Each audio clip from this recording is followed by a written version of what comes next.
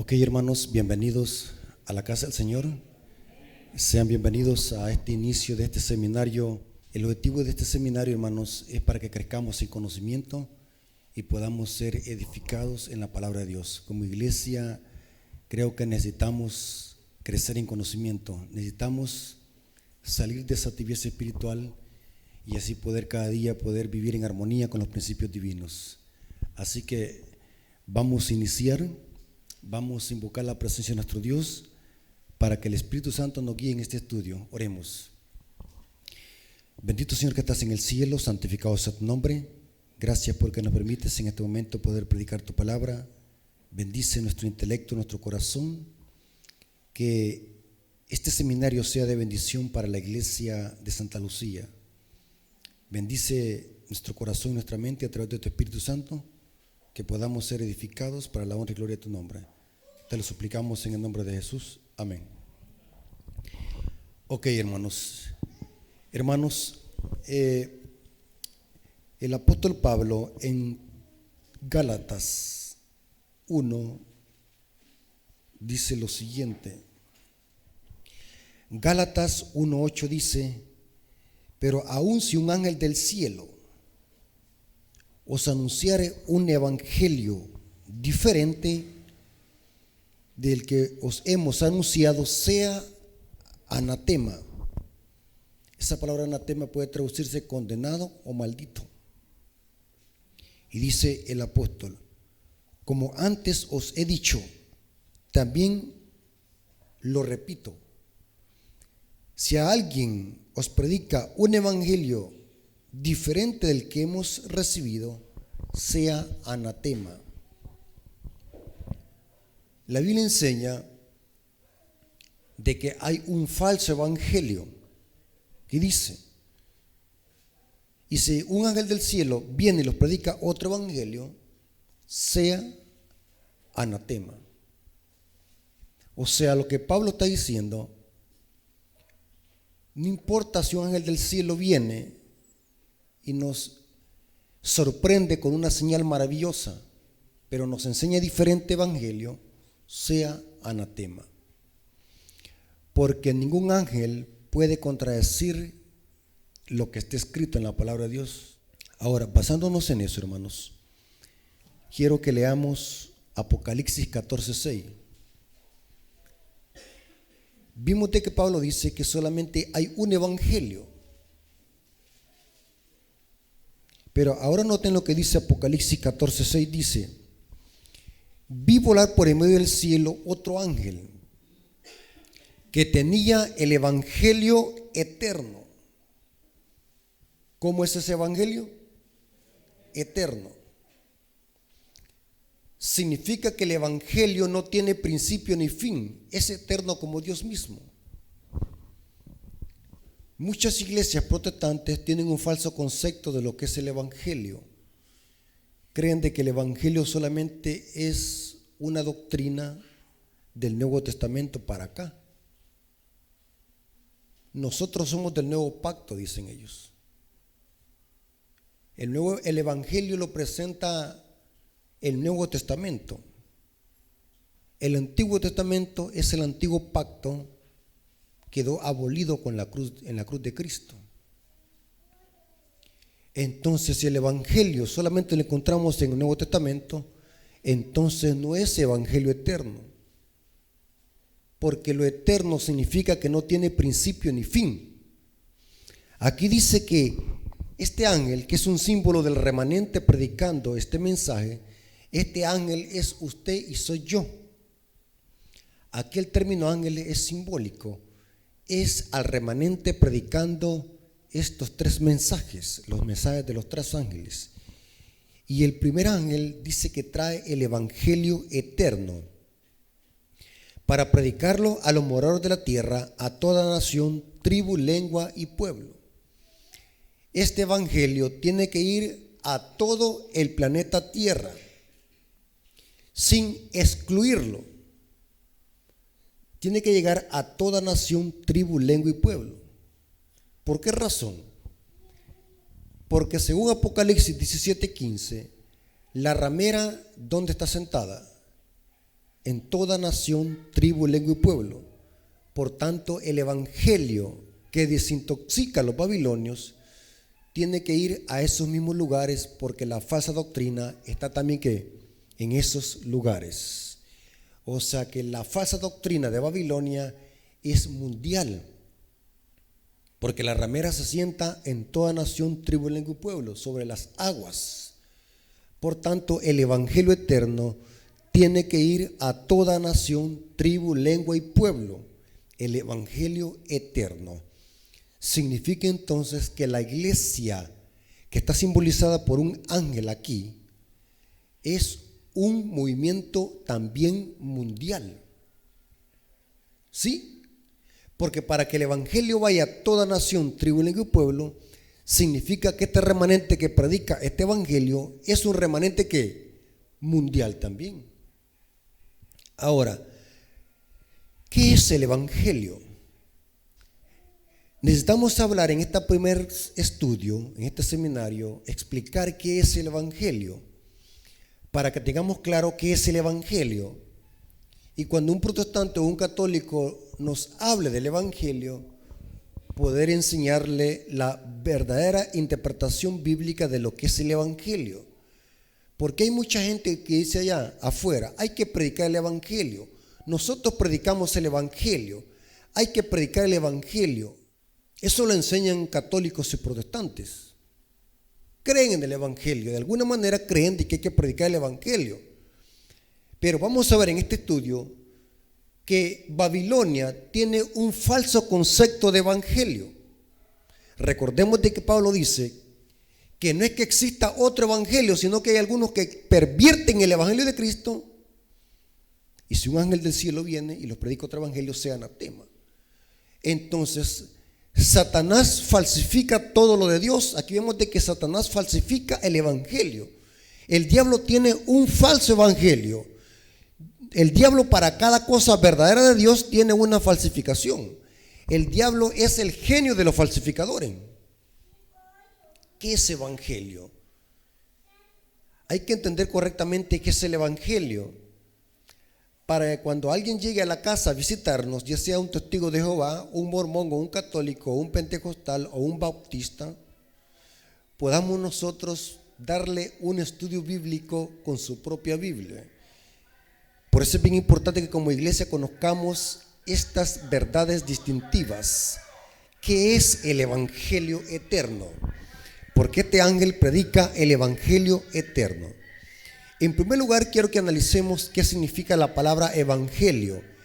En el idioma griego, esta palabra significa buenas nuevas o noticia nueva. En griego es evangelion. Solo se translitera. Significa buenas nuevas o noticia nueva. Eso significa evangelio. ¿Y eterno qué significa?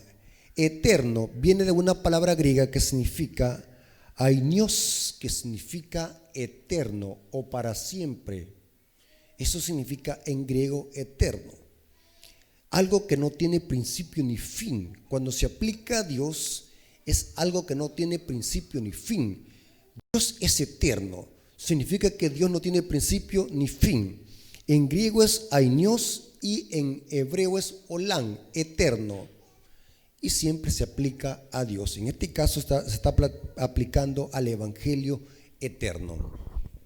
Ahora, este evangelio es eterno porque proviene de Dios mismo, que es eterno. ¿Por qué es eterno este evangelio? Porque el pecado nunca tomó improvisto a Dios. Dios siempre tuvo un plan de salvación. Cuando entró el pecado, el plan de salvación se echó a rodar. ¿Me voy a explicar, hermano?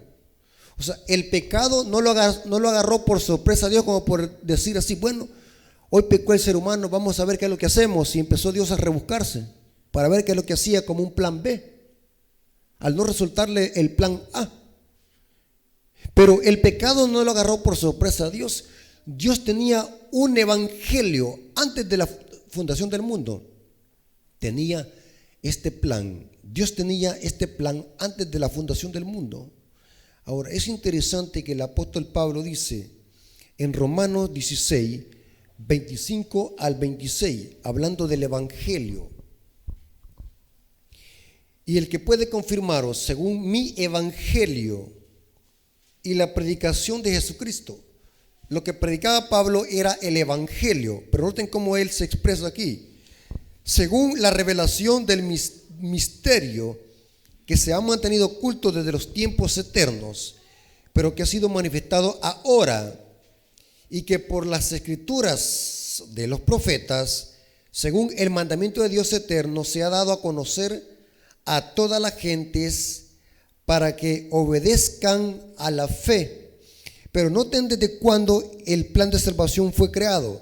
Dice Pablo, según la revelación del misterio que se ha manifestado oculto desde los tiempos eternos. Porque el evangelio es eterno, hermanos. El pecado no lo tomó por sorpresa a Dios, porque el evangelio es eterno. El plan de salvación fue creado en la eternidad, antes de la eternidad. Por eso es que se llama evangelio eterno.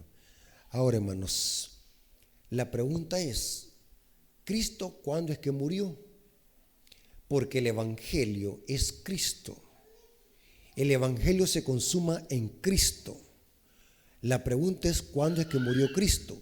Usted me va a decir, en la cruz del Calvario hace como 2000 años. Eso es parcialmente correcto.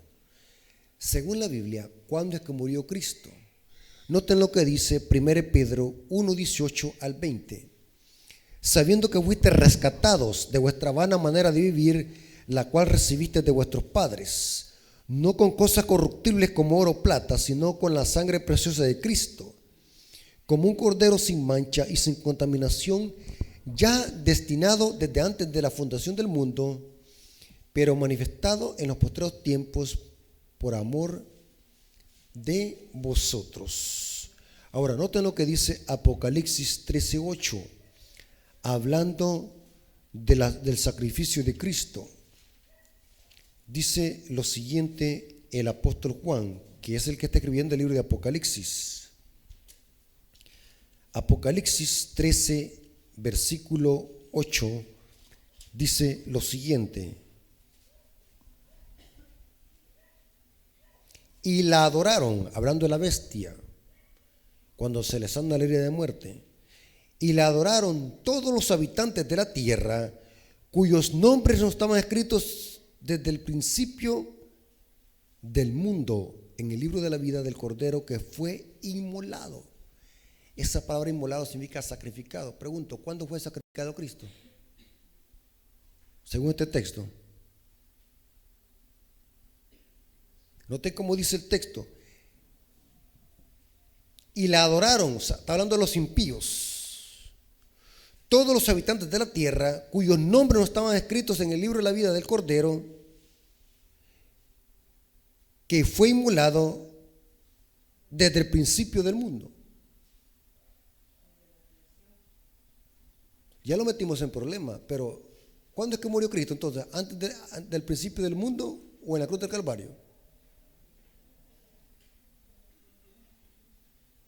Aunque técnicamente Cristo murió en la cruz del Calvario, pero su sentencia fue dada antes de la fundación del mundo. Para Dios, esa sentencia era como que si ya hubiese sido muerto. Aunque se vino a consumar en la cruz del Calvario. En ese sentido, Cristo fue inmolado antes de la fundación del mundo. Fue destinado como un cordero sin mancha y sin contaminación. Entonces, cuando algo es destinado, significa que ya está, ¿qué? Para Dios ya está, ¿qué? Hecho. Es como que si hubiese estado, ¿qué? Inmolado. Ahora, el evangelio en ese sentido es eterno. Ahora, aquí es lo interesante, hermanos. Entonces, el evangelio no solamente es algo o una enseñanza solamente del Nuevo Testamento. El evangelio, ¿a dónde tiene su inicio? Viene desde Génesis. O sea, el evangelio comienza en Génesis. Ahora, aquí viene lo siguiente, hermano. Nosotros decimos así: el Evangelio según San Mateo, el Evangelio según San Juan, el Evangelio según San Marcos, el Evangelio según San Lucas. ¿Ve que así decimos? Pero ¿qué le parece si decimos nosotros el Evangelio según San Isaías? ¿Es correcto eso? ¿Ah? Entonces Isaías no predicó el Evangelio. ¿Están conmigo, hermanos? ¿Va que se perdieron? Concéntrense. ¿Puedo decir el Evangelio según San Jeremías? ¿Predicaron el Evangelio los profetas? Sí. ¿Moisés predicó el Evangelio? Ahora, noten lo que dice 1 Pedro capítulo 1 versículo 10 al 11. Los profetas que profetizaron de la gracia destinada a vosotros inquirieron diligentemente y indagaron acerca de la salvación. Pregunto, hermanos, ¿los profetas de quién hablaron? ¿De quién predicaron? De Cristo. Entonces, ¿los profetas predicaron el Evangelio? Sí. 1 Pedro 1, 10 y 11. Pregunto, ¿podemos decir el Evangelio según San Moisés? ¿Ah? ¿Se puede decir eso? ¿Predicó el Evangelio Moisés? Sí.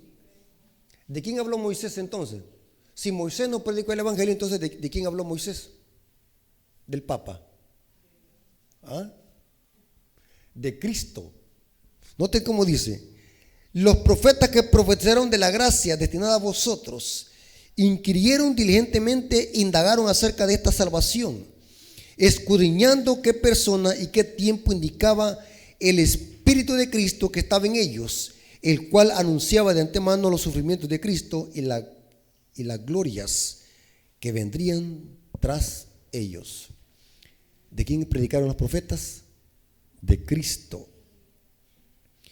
Todo el Antiguo Testamento habla de Cristo. Noten lo que dice Juan 5:39. Muchas veces nosotros leemos las citas bíblicas pero no las entendemos. Una cita que mucho la conocemos. Juan 5:39 dice: escudriñad las escrituras. En el griego es una afirmación. Escudriñad las escrituras, porque a vosotros parece que en ellas tenéis la vida eterna, y ellas son las que dan ¿qué? Testimonio de mí, dijo Cristo. Pregunto, ¿a cuáles escrituras se refería Cristo? Lean el versículo 45 al 46. Se refería a los escritos de Moisés. Entonces, ¿podemos decir el Evangelio entonces según San Moisés? Sí. ¿El Evangelio según San Ageo? ¿San Malaquías? Sí, díganlo con toda seguridad. ¿Acaso esos hombres no eran santos en todo el sentido de la palabra? ¿Acaso esos hombres no predicaron el Evangelio? ¿O solamente Marcos y Juan predicó el Evangelio? Cristo dice: todas las escrituras dan testimonio de mí. Pregunto, ¿con qué inicia Génesis 1:1? En el principio creó Dios los cielos y la tierra. Elohim, el plural de Dios, Elohim, creó los cielos y la tierra. En el principio. ¿Saben quién es Elohim? Que creó en el principio. Juan 1:1, ¿saben cómo dice cuando se refiere a Cristo? En el principio era el ¿qué? El verbo. Y el verbo estaba con Dios, y el verbo ¿qué? Era Dios. Todas las cosas fueron creadas por medio de Él y para Él, dice Pablo. Entonces, desde la primera frase de Génesis, la primera palabra de Génesis, vemos reflejado ¿a quién? A Cristo. Entonces, ¿es correcto decir el Evangelio según San Moisés? ¿Sí? Porque Moisés también predicó el Evangelio. Ahora, ¿y qué diríamos ahora lo siguiente, hermano?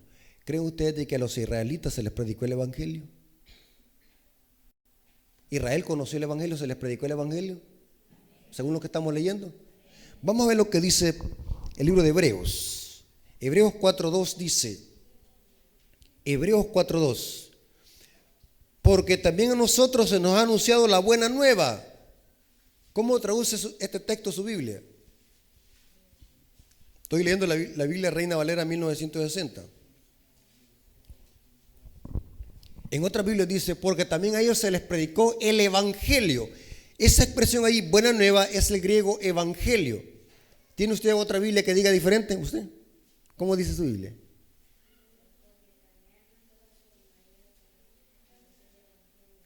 ¿Qué versión es esa? Esa Biblia es otra porque dice Evangelio, ¿ah? ¿La suya cómo dice? La buena nueva.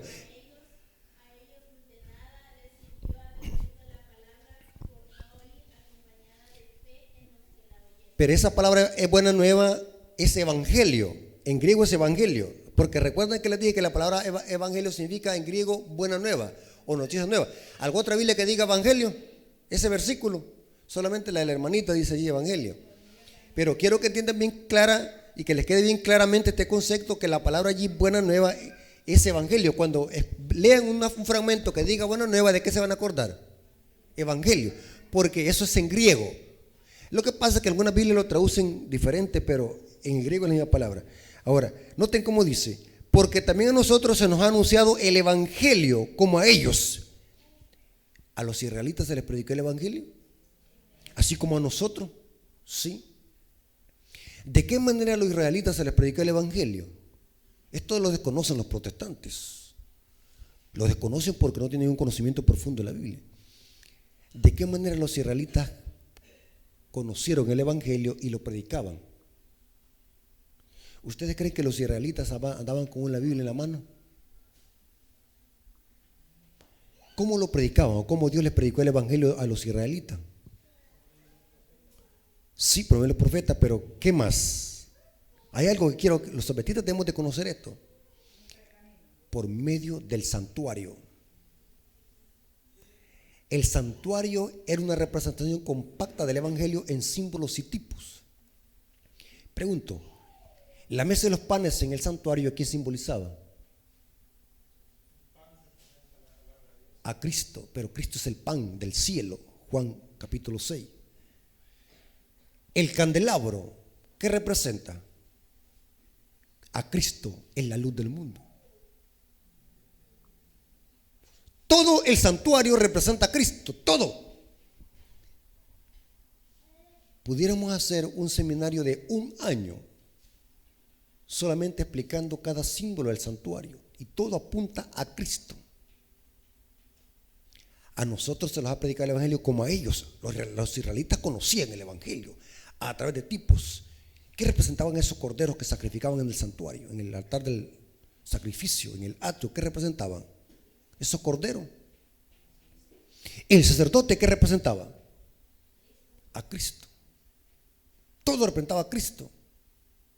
Todo. Inclusive el santuario era un símbolo de Cristo. Todo el santuario. ¿Saben algo interesante, hermano? Y quiero que agarren esta información, hermano. ¿Saben de que el santuario no era bello por fuera?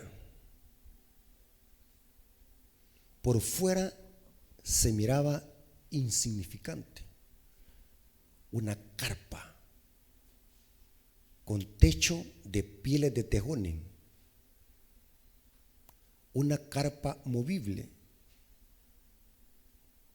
insignificante, sin belleza, que la desarmaban de un lugar para otro, la podían ir a armar a otro lugar, en el desierto. ¿Saben dónde estaba la belleza de esa carpa? Por dentro. Dice la Biblia, y el Espíritu decía que cuando se entraba adentro era una belleza, el brillo que daba el candelabro de oro, cómo reflejaba, cómo brillaba el resplandor de los utensilios y aquella belleza por dentro. Así es con Cristo. ¿Sabe que Cristo, la belleza de Cristo no estaba por fuera? ¿Usted cree que Cristo cuando vino aquí a esta tierra, usted cree que vino con un pelo rubio así como lo pinta la Iglesia Católica, con labios pintados ya casi como una niña? ¿Han visto ustedes esas pinturas que hace la Iglesia Católica que lo hacen ya tipo como una mujer? Es una burla para Cristo. Yo quisiera meterme en cosas más profundas, pero ustedes no están preparados para esta conversación. Pero ¿saben que esa imagen que la Iglesia Católica dice que es Jesús? Es la imagen del novio de Miguel Ángel. Jesús no era así. Lo hacen rubio, bien guapo, ¿va? ¿Desde cuándo los judíos son rubios? Pero como la ignorancia es abismal, ellos creen de que es de Cristo, así es Cristo. Pero es el rostro del novio de Miguel Ángel, el pintor que pintó la Capilla Sixtina de la Basílica de San Pedro. O sea, lo que les estoy diciendo yo es algo cierto. Noten lo que dice Isaías 53, 1 y 2. Esta es una profecía mesiánica. Isaías es el profeta que habló más de Cristo, el profeta Isaías. ¿Quién ha creído a nuestro anuncio? ¿Y sobre quién se ha manifestado el brazo de Jehová? Subirá cual renuevo delante de él, como raíz de tierra seca. Está hablando de Cristo, noten cómo se describe. No hay hermosura en él, ni esplendor. Le veremos más sin atractivo alguno para que lo apreciemos. Pregunto, hermano, según esta profecía, ¿Cristo era atractivo? Hablando físicamente, era como uno de nosotros. No tenía una belleza exuberante. Era un hombre común y corriente, hablando físicamente, como en la época de que él existió. Elena de White dice que Cristo vino a adoptar la humanidad después de que la humanidad estaba degradada por 4000 años, dice toda la gente. La hermosura de Cristo no era física, no era exuberante como lo pintan hoy los pintores, pero la belleza de Cristo estaba por dentro. La gloria de Cristo, del Padre, estaba en Cristo, estaba por dentro. Cristo veló su gloria en un tabernáculo humano, así como el santuario. La belleza del santuario no estaba por fuera, sino que por dentro. Cristo es el santuario. Todo lo que hacía Israel, las tribus, todo lo que encontramos en el Antiguo Testamento es una profecía compacta del Evangelio. La roca representa a Cristo, el maná representa a Cristo, la nube representa a Cristo, el agua que sale de la peña representa a Cristo. Todo representa a Cristo. La serpiente levantada en el desierto representa a Cristo. Todo. Cristo dijo, las escrituras dan testimonio de mí. O sea que el evangelio lo vemos reflejado desde Génesis hasta Apocalipsis. Ese evangelio que fue creado antes de la fundación del mundo y que se manifestó en los postreros días a través de los profetas. Ahora, para terminar, hermanos, aquí viene lo interesante. En esto podemos estar de acuerdo con católicos y protestantes, que Cristo es el evangelio, que hay que predicar el evangelio, hay que predicar a Cristo. Pero aquí viene lo que desconocen y es lo que hay que enseñar hoy en día. La iglesia adventista tiene un conocimiento más profundo de lo que es el evangelio. Sí, Cristo es el evangelio de gracia que fue destinado antes de la fundación del mundo. Pero vamos a ver algunos puntos que contiene el evangelio, que muchos lo desconocen y aún adventistas lo desconocen. Primer punto, el evangelio hay que creerlo. Noten este dato interesante. Cristo vino al mundo a salvar a los pecadores, pero hay una condición para que yo sea salvo a través de ese evangelio. Esa condición no es para ganar un mérito, sino es una condición para recibir ese evangelio. ¿Y cuál es esa condición? Tengo que creer. El evangelio se cree. Noten cómo dice Marcos 16, 15 al 16. Y les dijo, ir por todo el mundo y predicar ¿qué? El evangelio a toda criatura. Pero ¿cuál es la condición para que yo sea salvo a través del evangelio? ¿Qué dice? El que creyere y fuera bautizado será salvo, mas el que no creyere será condenado. O sea, el evangelio hay que creerlo, porque si no se cree, no hay salvación. El evangelio se cree. Y eso se hace con el corazón y con el intelecto.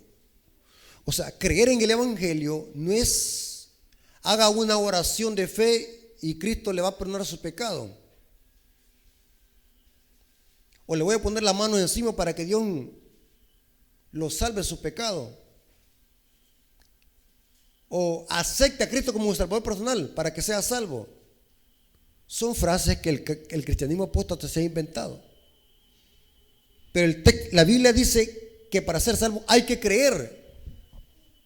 No es que tenga que aceptar a Cristo. ¿Cómo lo voy a aceptar? ¿Cómo se acepta?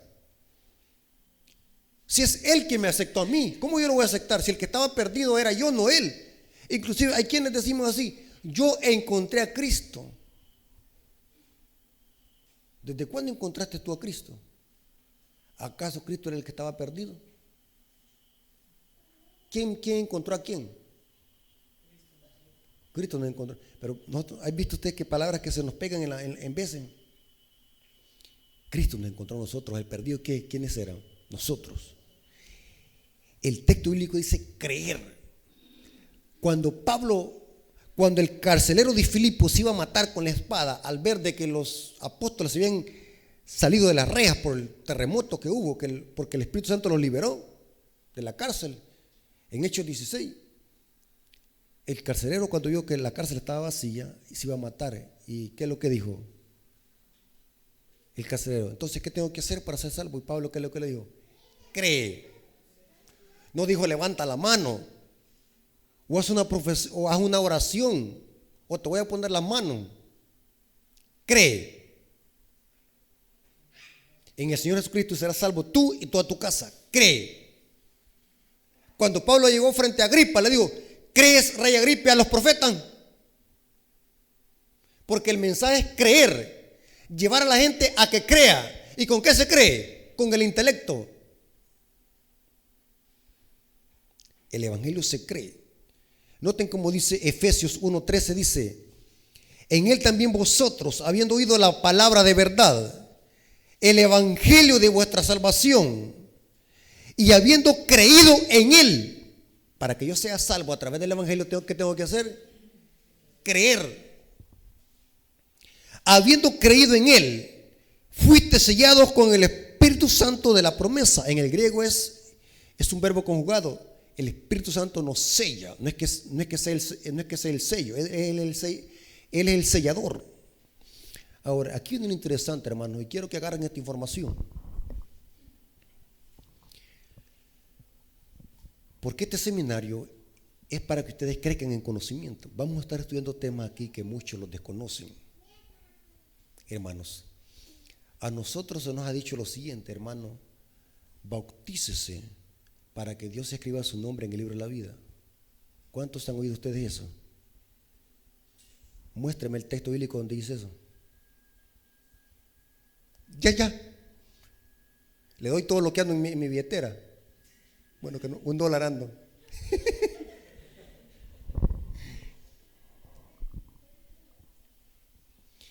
No existe esa frase, esa apóstata que salen a inventar los predicadores para intimidar a la gente, para que la gente se bautice. ¿Va que para ustedes es nuevo esto? ¿A dónde dice que cuando los bautizamos es que Dios escribe nuestro nombre en el libro de la vida? Los metimos en problemas, ¿saben por qué? Porque hubieron muchas personas que no se bautizaron y van a estar en el reino de los cielos. ¿Qué me dicen del ladrón en la cruz? ¿Se bautizó? ¿Va que hubiese sido absurdo que lo hubieran desclavado, lo hubieran bautizado y lo hubieran vuelto a clavar otra vez?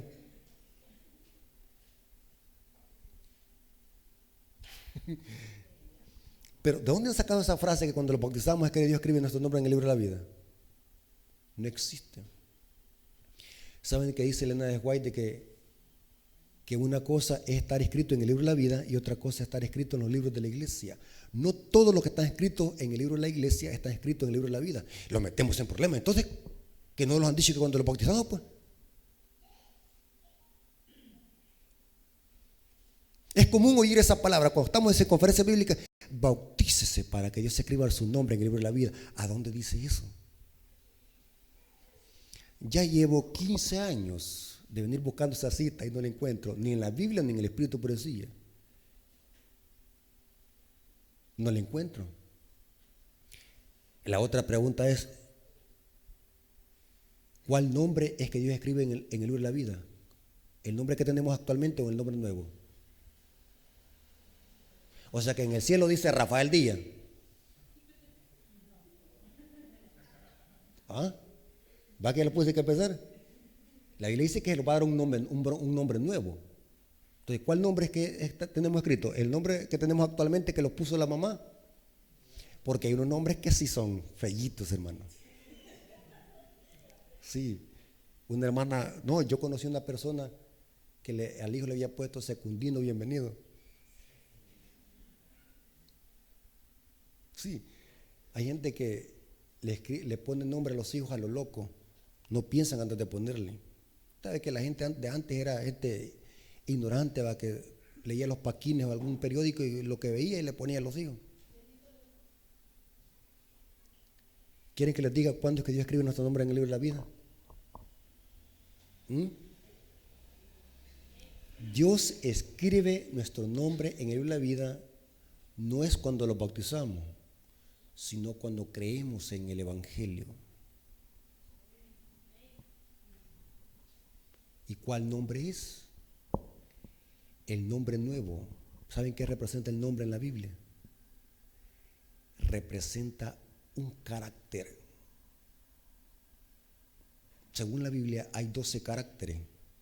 ¿Saben ustedes eso? ¿Va que por ustedes es nuevo eso? ¿Cuántos hijos tuvo Jacob? Tuvo muchos hijos, entre ellas hijas. Pero los que ocuparon las tribus de Israel fueron los hijos. El que llevaba la genealogía era el varón. Según la Biblia, las puertas de la Nueva Jerusalén, ¿qué nombre tienen escrito? Los nombres de los 12 hijos de Jacob. Cada puerta dice que tiene eso. ¿Por qué tanta puerta? ¿Por qué la Jerusalén tiene tanta puerta? ¿Saben por qué, hermano? Agarren esta información. ¿Ya quieren irse? ¿Ah? ¿Y saben algo que les voy a decir, hermano? Cuando yo estoy predicando se me olvida el tiempo. Pero saben que los predicadores tenemos que usar la ética, la táctica y la didáctica. Lo recomendable es que cuando la hermandad se está durmiendo, un predicador tiene que parar mejor porque está aburriendo a la hermandad. Porque no tiene el don de predicar. ¿Han visto ustedes predicadores? Hay predicadores que matan a la hermandad, son aburridos.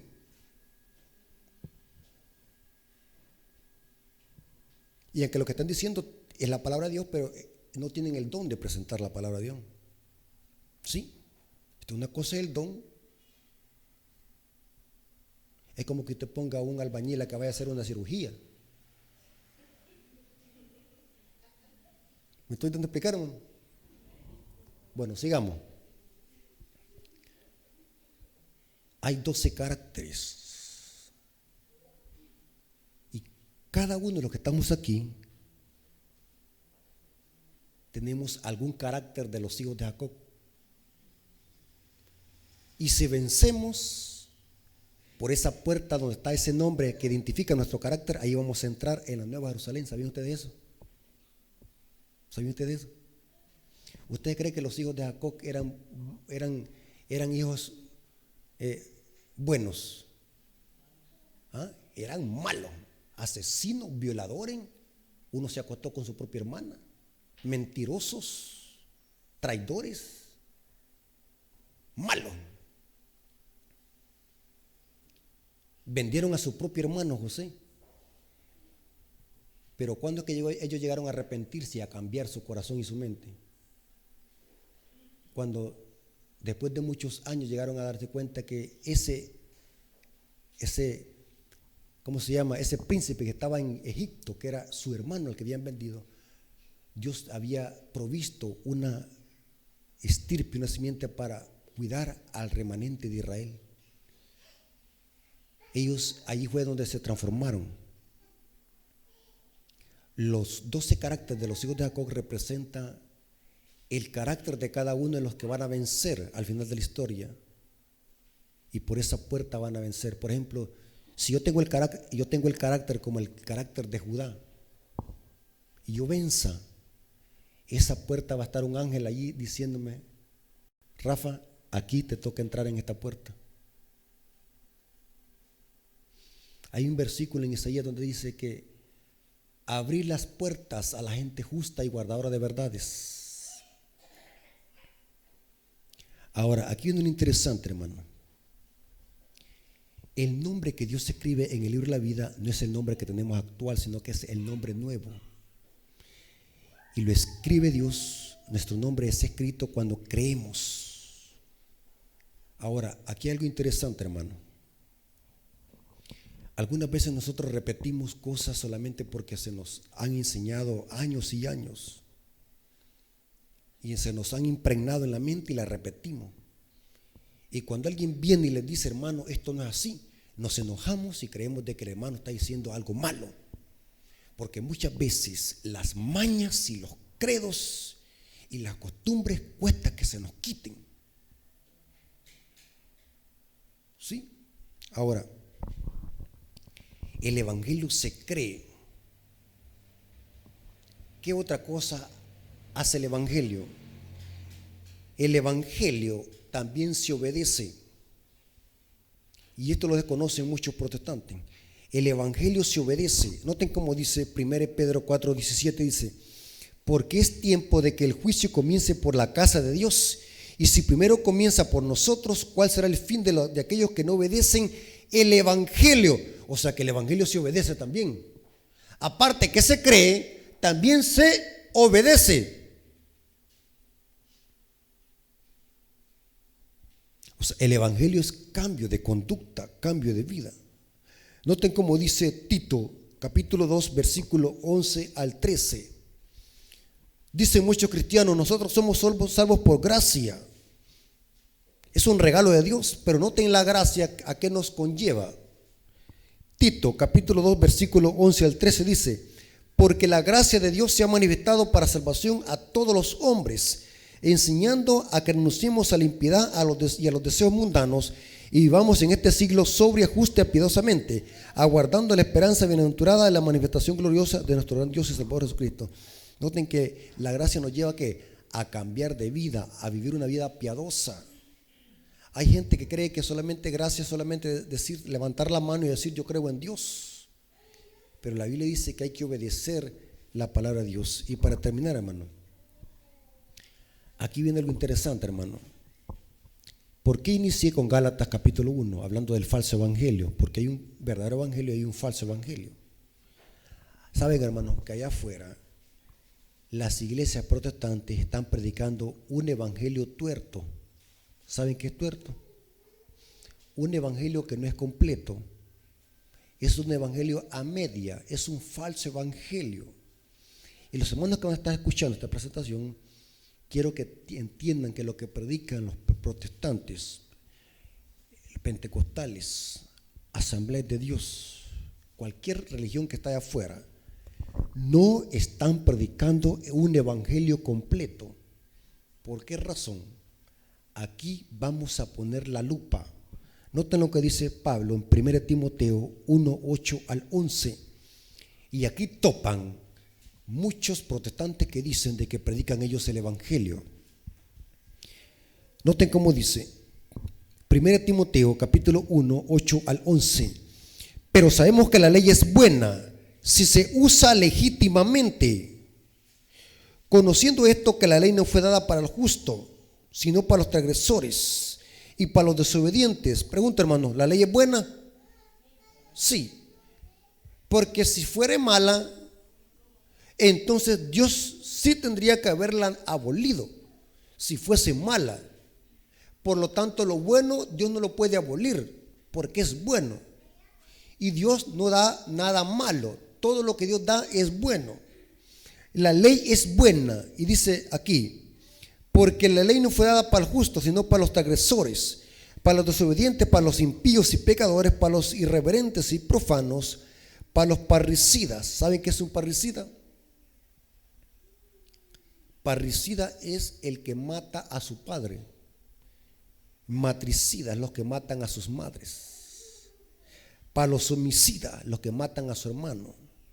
Para los fornicarios, para los sodomitas, para los secuestradores, para los mentirosos y perjuros, y para cuantos se opongan a la sana doctrina. Noten qué interesante. Pregunto, ¿la ley ha quedado abolida?